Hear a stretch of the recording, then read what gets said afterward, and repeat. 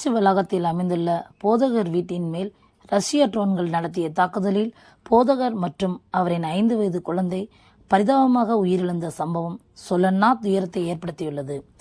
Ukraine நாட்டின் தலைநகரான Q பகுதியில் அமைந்துள்ள இமானுவேல் திருச்சபையில் ஊழியம் செய்து வருபவர்தான் அலெக்சாண்டர் மற்றும் அவரது மனைவி அலெக்சாண்ட்ரா.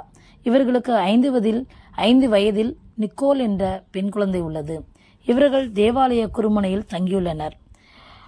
தற்பொழுது ரஷ்யா உக்ரைன் இடையே நடைபெற்று வரும் போரின் காரணமாக ரஷ்யா உக்ரைன் தலைநகரான கியூ பகுதியில் பெரும் தாக்குதலை ஏற்படுத்தியிருக்கிறது.